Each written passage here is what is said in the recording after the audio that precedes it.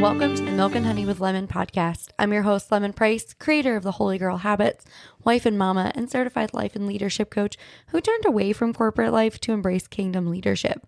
This podcast is for Christian women feeling the weight of their divine callings, grappling with doubts of their leadership abilities, and searching tirelessly for biblically grounded guidance who want to step confidently into their roles as radiant kingdom leaders.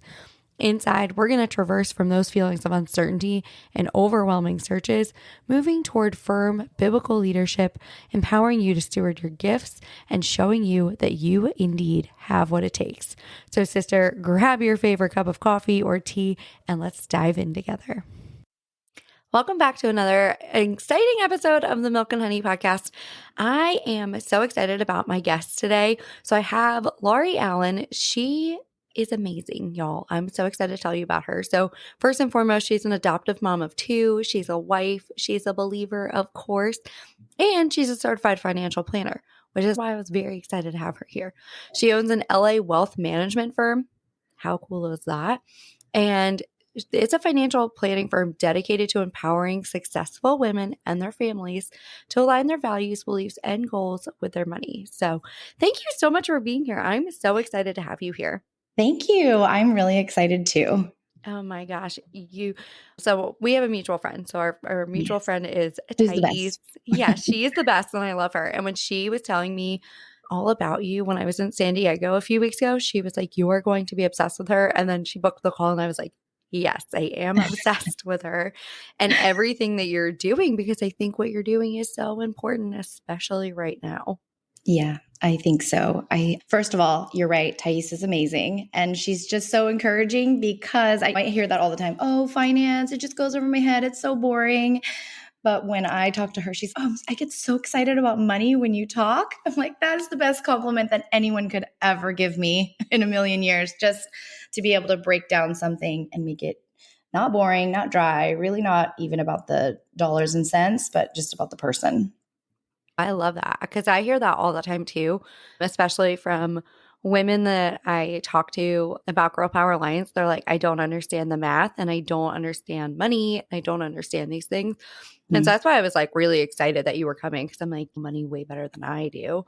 And so I would love to know like how it is that you got here to being this amazing certified financial planner.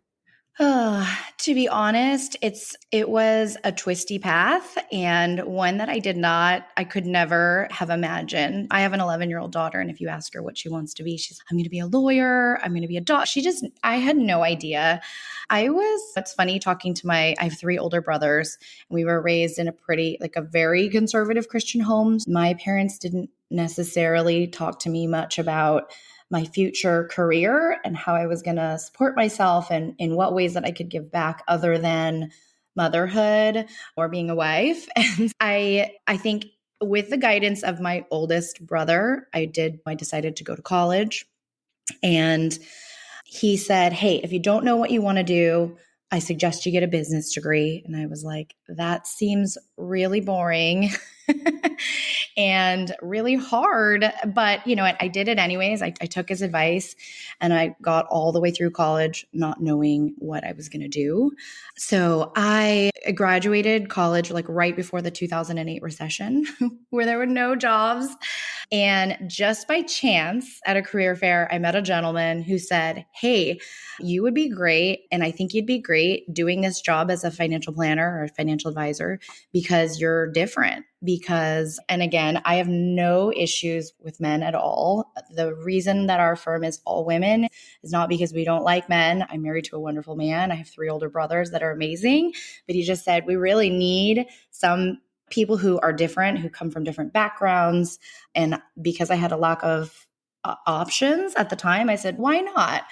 And I told myself, I'm going to take this job and I'm just going to learn about personal finance. And then I'm going to quit and go do something like way more exciting. Like I thought I'm going to go into medical sales or I'm going to do event plan, just something interesting.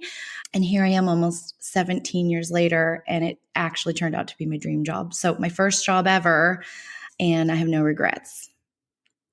Wow. I didn't know that's how you ended up here. Yeah, by accident. I love those little happy accents, like little God nods. He was like, hey, here's what you need. And how interesting that you get started in like personal finances right in 2008. Yeah. That's when I started going to college. It was right during the recession. And so I understand what that is like. Yeah. And so I love that's where you went It in. was And like I love that you trial by talked. fire. Yeah. And I love that you talked about how you're a female only firm, right? Not that we don't like men, right? No, But no, but there needs to be a place for women's voices specifically, because I just think that and again, every single person is a unique and different person.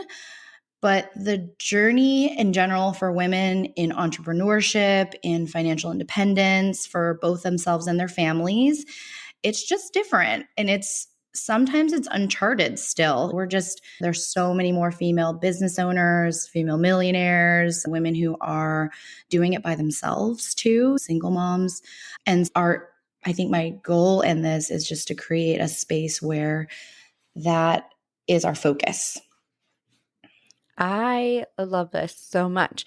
So when you're talking about like believers and things like that, so how is it as believers we can align our investments with our values? Because I know that is something I'm always looking at Yeah, with and that's a certain tricky companies. one, right? Because we all think about our values and our beliefs differently. And so I really don't think that there's a right or a wrong, but when we think about money, we all come with a different set of, I know it's good and bad things, right? So it's not just baggage, but we do all have a lot of baggage when it comes to money, myself included. And I'll tell you, I'm coming up on 20 years, and sometimes as a female business owner, as a certified financial planner, I have imposter syndrome where I'm like, I didn't grow up with money. And I had it a lot early on in my career. And so one of the things I think it's really important that women do is talk about money with each other, be really open about what our belief systems around money are, and really develop a belief system, like an actual belief system around your money, versus just like picking up things here and there on YouTube and be like, that sounds right, because there's just a lot of misinformation and there's things that may work for others, but there's not a general rule. And so I think having your own belief system around money, like for example, for me, one of the things that I came into, and I have to say thank you to like the Dave Ramsey of the world for helping me understand that debt is not just bad because you're borrowing money, whatever. It's bad for my brain because I end up using it to fuel a lifestyle that's usually above what I can actually afford. It's posturing, it's like putting out an image. It's usually when in my past, when I would borrow money or have it on credit cards early on, it would be out of trying to have something that I maybe shouldn't have had yet. So for me, one of my big beliefs is that we try to grow our family and my business with as little debt or no debt, if at all possible, right? I think just knowing what your personal belief system is around money is really important. And then it can extend to what you invest in and how you invest your money. So there are obviously, I'll give you one example. There's a faith-based investment fund that a lot of our clients use. And so their stance is like, hey, we personally don't have any problem, for example, with alcohol, right? We might go out and have a glass of wine with our family, but that may not be a place where we want to make our profits, since the bulk of those profits come from people who are struggling with overconsumption and addiction, right? Or they might say, hey, we specifically want to avoid things like predatory lending. And so it's really about helping our clients, and I think just the community in general, understand when we're investing, what is it that we actually own? What does that mean to you, right? Because the way that we invest now is so broad, right? We have indexes, we have these giant mutual funds. So what do we actually own? What does it mean to us? And is it aligning with our personal views and what you would do in your everyday life? I think if you knew, hey, I made all of my profits off of something that you morally objected to, you might think twice about that. So those two things, really understanding, hey, I know exactly what my personal beliefs around money are, and I'm going to build a plan that encompasses those beliefs. And then also understanding, hey, what is it that I'm making my money from? And does it align with who I am and who I want to be? Oh, I love this so much because there's certain companies that my husband and I have actually stopped purchasing from, Yeah. companies that seem very wholesome actually, but then you find out that their money, the money they generate are actually donating to an abortion clinic or something like that. And Right. we're like, we cannot, personally, like, I'm like, okay, this is not something we can invest in anymore. Right. Um, And so then you might look and say, hey, we're not going to support them with our consumer dollars. But then you look into your investment portfolio and, hey, I own this 6 or 7 times across different investments that I own. And that kind of like it nullifies those other decisions that you're making. Yes. Okay. I love this so much. And so, one of the things you talked about too that I really loved is what are your beliefs around money? Because I think probably one of the most misquoted scriptures is that money is the root of all evil, right? But it says the love of money is the root of all evil. And so, I would love to know, in your experience, what are some of the common misconceptions or fears that especially Christian women have around money and building wealth? Oh, that is a really good question. For me, I think early on, it was a lack of vision. I did not understand that I could build wealth. And for me, I did not grow up in a home with a lot of money. And I just did not, I couldn't imagine what financial freedom and like complete and total debt free lifestyle would be like. And so it really just took some time listening to people who I really trusted and who I felt were guiding me in the right direction, seeing what they had been able to accomplish, and then creating my own vision for what that looked like for me. So a debt-free business that supported not only me but the people that work for me in a meaningful way. One of my personal beliefs in business is I wouldn't want to be like a slumlord, right? I live in LA and there's plenty of those, right? But the equivalent of a slumlord of an employer, right? Like I want my employees to say, I work for a financial advisor, and at the end of my career, even though I wasn't an advisor or a business owner, that I was able to build meaningful wealth for myself with opportunities and competitive pay and retirement. And building that vision for myself was the key. And then making plans to create that for those around me.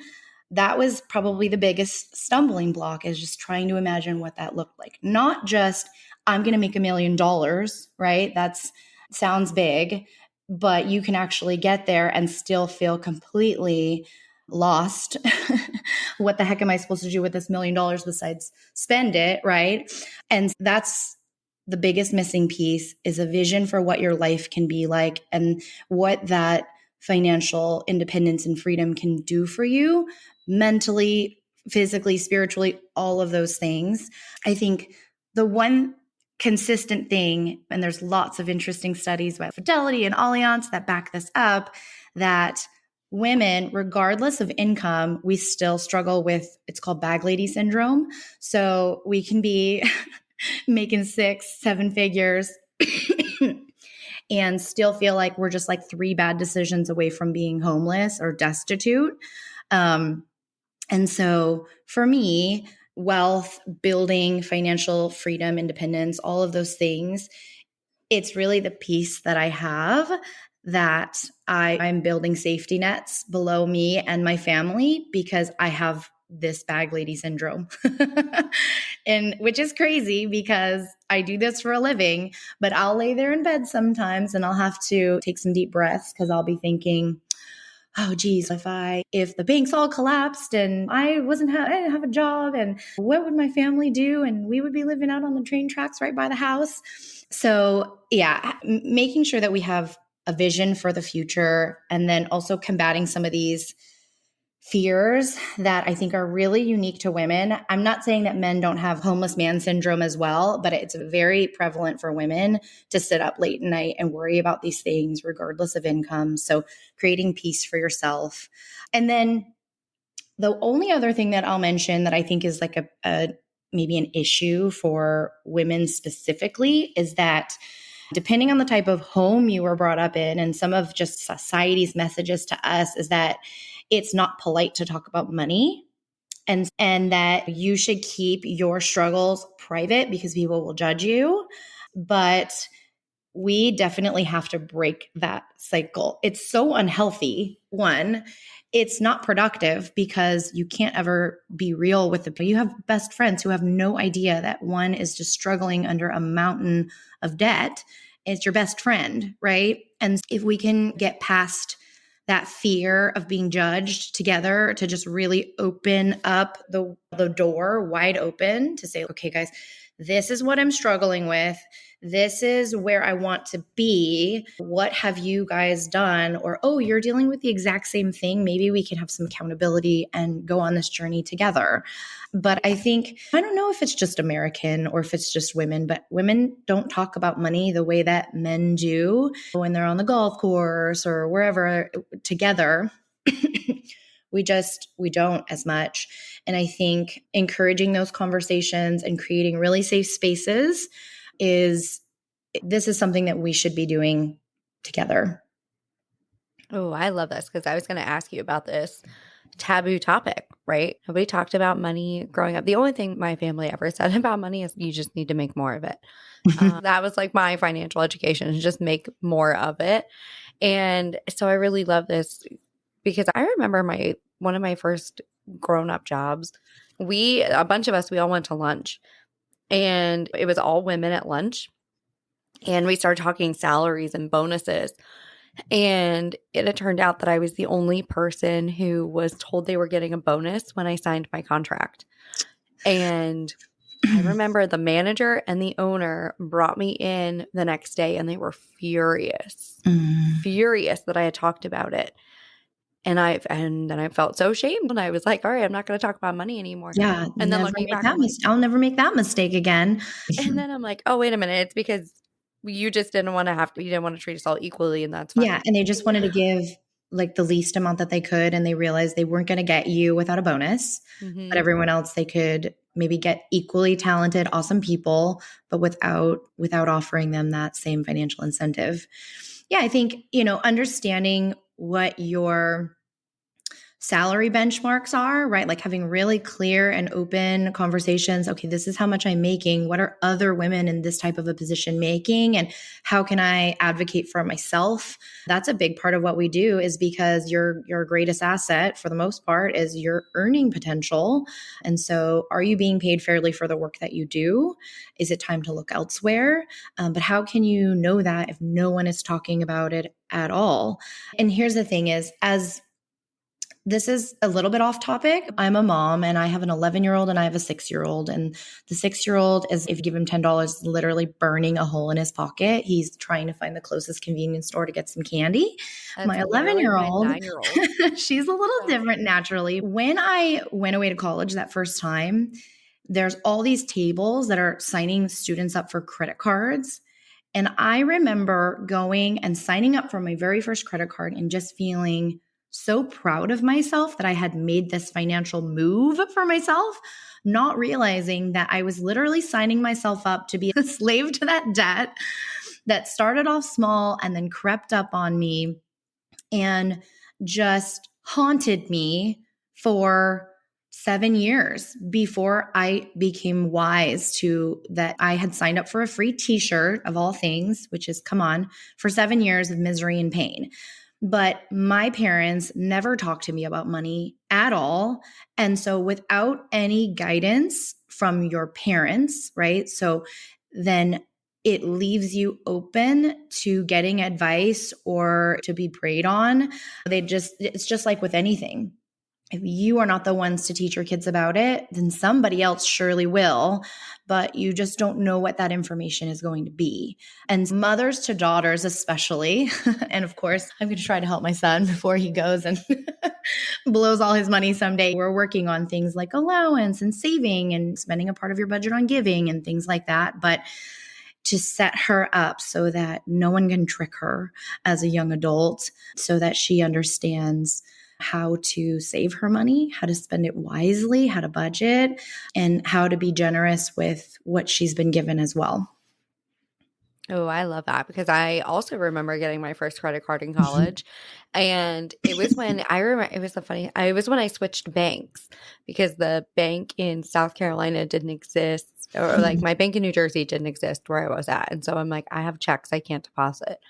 And of course, it's 2008. And so mobile deposit wasn't a thing. Yeah. And I remember I felt so stupid it was like 6-7 months later where I realized that when I joined my bank account, like when I joined the bank, they also gave me a credit card.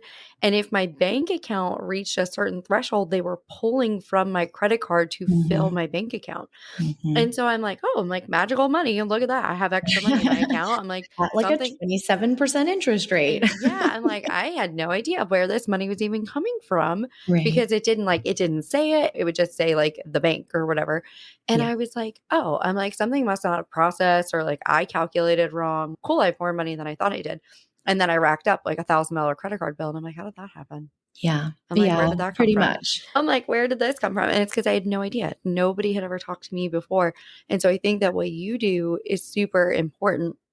And I really loved what you said about like women having these benchmarks and like understanding where and how they can be a little bit more competitive. Because something I've seen, and I'm sure you've seen it, the company Elvest, have you? Something I saw that they do is they're like, we calculate your investments based on like you taking maternity leave and all these things in the future that women do that men don't do. And so I'd love to know like how investing for women differs like so much from men and like the unique approach that you have to take for women to get them to the same place.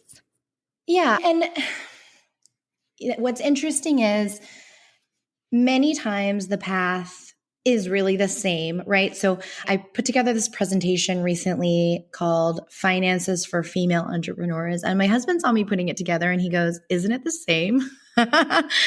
He's, you should take out females. I think it's obvious. And I said, while the steps may be the same, I really just think it's in the approach, right? For example, a man may take 3 months off of work to go care for a parent. Maybe they don't typically do that type of role as much, but maybe they're taking a sabbatical. Maybe they're in between jobs. Maybe they're starting a business just like we would be. And so it's just about saying, these are the moments in my life that I may have to pause or plan for, whether it be a maternity leave, even a paternity leave, right? Because remember, we're working with primarily women, but more than half of our clients are married, right? And we don't want their husbands' voices to be like a far distant voice in the background. I don't care about your voice because it's your man.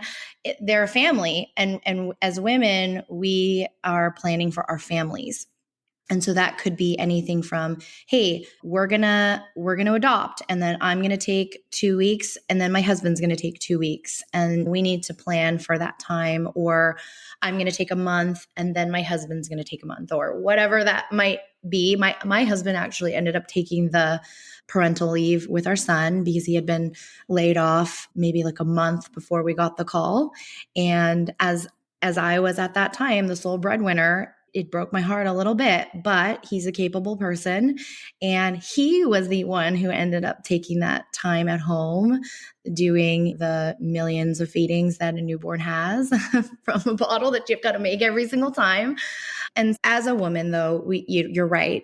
We have to plan for things like maternity leaves, for potentially caring for an elderly parent. I think a big one is that, unfortunately, most of us will outlive our spouses, right? We have to plan for a time where we are the only decision maker for the finances for ourselves, and that we may need some additional healthcare later on in life. And again, that's not to say that some of us won't outlive our husbands, right? Because we're all unique individuals. Our paths and our plans have been laid out differently, but it's about identifying what those are. And sometimes they look different for men than they do for women. And then we just need to assign a price tag to that. right? Okay, I live in a state where there's no paid maternity leave and my employer only offers me my vacation days, so I'm going to have 10 days. Let's plan for this. We're planning on starting a family in 2 years. What do we need to do to make sure that it's a smooth financial transition into parenthood and not a catastrophic event where now all of a sudden we're a new family, we're living in a car, or we're all of a sudden racked up a bunch of debt. It's just about looking into the future, trying your best to identify your plans. God has his own plans. So whatever plans you make could be completely different, right? Our kids are 5 years apart. It wasn't supposed to be that way. So yeah, again, same for men and for women, just different things and different things for different people, right? Some of us are going to be starting businesses and we want to make sure that we have a cushion in place. Some of us live here in California. One of the women who works for me is a widow, and she was a young widow. So she's got a 10-year-old daughter. And just a lot of the things that she has to think about and plan for are unique, right? So she's in thinking about buying a home here in California. It's a big challenge. And it's a challenge as a single mom in making sure that she's got a safe home for her and her daughter. And so those are the types of things that we are helping clients identify, map out, and plan for. I love that. I love that so much. It is unique for everybody. And so with that, the last question I want to ask you is, when should you start investing?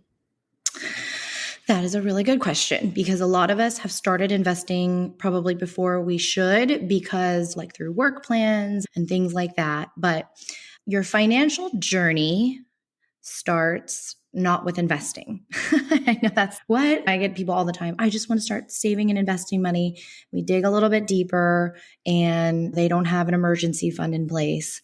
They have a bunch of consumer debt that's eating up their whole paycheck, right? And so if they start investing, it's like you're building a house on sand, because it can all get just completely wiped out from under you, and sometimes in a really harmful way if we don't have a firm foundation for beginning those investments. We follow the baby steps, which is first, we make sure that we have an emergency fund in place. And it's a mistake to think that, only people who are just starting out or don't have a lot of money or don't earn a lot of money don't have emergency funds. I have met physicians who are bringing in $300,000, $400,000, $500,000 a year and do not have an emergency fund. So this is not unique to just young people or people who are just starting out. But what an emergency fund does is it takes something that should just be an inconvenience, like, I have to replace my roof, and turns it from being a catastrophic event into okay, that stinks. Now we have to spend this money on the roof and then replenish it. It just takes a lot of the angst and stress out of your life. Then we focus on clearing out consumer debt, credit cards, car loans, personal loans, family loans, anything like that. We just laser focus on that with some of our clients. And again, some of these clients are making a lot of money already. Some of them even have successful businesses, but we're just backtracking a little bit. And we really try to, because when we take on a client, it's hopefully for life and they can't get rid of us and vice versa. So we don't want to just start working with someone before they're ready. So we may say, hey, here's a couple of items and a couple of ways that you can tackle these issues, and we'll give you some guidance in these areas. And then come back to us and feel free to check in with us. And when you're ready, when we don't have any debt and we have that buffer and that emergency fund set up, now's the time for us to start investing at a minimum 15% of your income for retirement. And you may be investing more than that. Some people will benchmark 20 or 30% if you have other things that you're trying to save for, like a second home or a first home or whatever that might mean, kids' college and things like that. So at that point, you are ready to invest. And that's disappointing to a lot of people, because investing has that same thrill as buying something sometimes for some people. But, and it's, that's so exciting. I'm investing in stocks. But it is really important sometimes to step back and do the hard work first. and it's not fun. And sometimes we lose people in that process because they just want that instant, hey, I just want to start investing and make a quick buck. But there are no quick bucks to be made. Anyways. And then our goal is to help clients maintain those things through different phases in their life. So your emergency fund might be enough if you're a single person in your 20s making $50,000 a year, but what happens when you're a combined household? And then what happens when you have a $500,000 mortgage and you're married and you have 3 kids, right? So those emergency funds will need to grow and change with you as your life changes. And so those are the types of things that we help clients reevaluate as their life changes. I love that so much. I love that you weren't like, just get started investing. I think you're probably the first person I've ever met who says that. And I really appreciate that because we have plenty of friends who are into day trading and things like that. And it sounds really cool until they're struggling. Until you're struggling, until you took your money that you needed for something important and you invested in GameStop or whatever. And I have, of course, inevitably, I get clients who question, hey, should I be buying AMC or whatever? And I'll say, I didn't invest my own money in that. And if I did it with your money, I would consider that a gamble. And I don't gamble with clients' money. It's not responsible. So it may be boring. I don't think that the end result is boring. And you're right. You hear anecdotally, just get started, even if you just have a little bit, but that doesn't take the whole picture into account. And what we're really searching for is a healthy relationship with money, a healthy relationship with our spouse with money. My husband and I came from very different money backgrounds. And I'll tell you honestly, he was afraid to combine money with me. It took us a while to get on the same page because it's hilarious that I was teaching, quote unquote, teaching people about money and learning myself. And my husband at home was like, oh, I don't know. So I think getting the basics in place, creating that firm foundation, it can be healing for you, but the number one reason why people get divorced is over money, right? So if we eliminate some of these problems, it's really not just about the money. It's about it's about happiness. It's about harmony with your spouse with money. It's about teaching your kids to be smart with money. The meaning is more than just stock market returns or making a quick buck on a crypto or AMC or GameStop or whatever it is. It's not about the quick buck. It's about us. It's about you and me. And I think as a mom and as a wife and just as a woman, it's just so clear to me that this is what the calling is about. And it's not about the dollars and cents, and they are a byproduct. And I think that's really important. But yeah, money is really about our hearts. Oh, I love that. Listen, that's what the Bible says, right? It says where your heart is, that's where your treasure will be. And I feel like that's really evident in the way that we spend our money too, and Yes.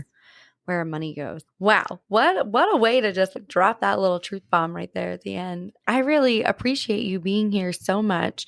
Where can everybody go to find you on social media and to connect with you? Sorry, this leftover cold is still getting me.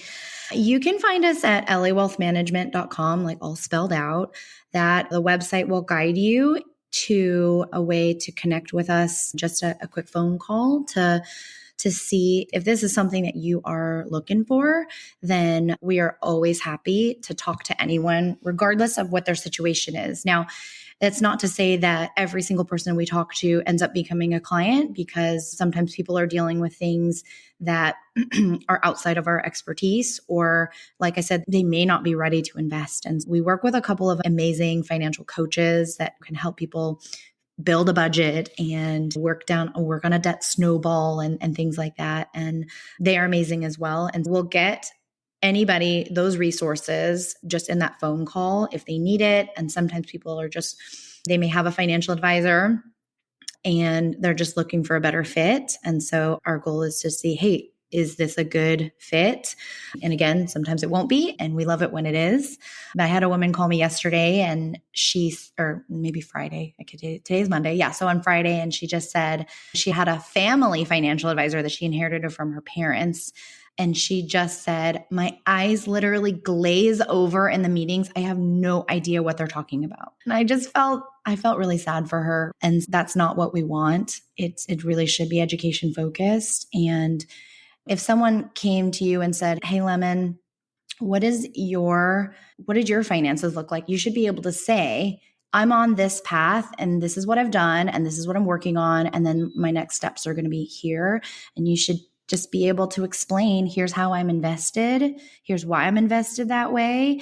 And so I think empowering women to understand about their own investments, it's really not, hey, I'm going to educate you so much I don't have a job. It's really empowering. They're like, yeah, I have the best financial advisor because now I can literally say, here's how I'm invested and here's why.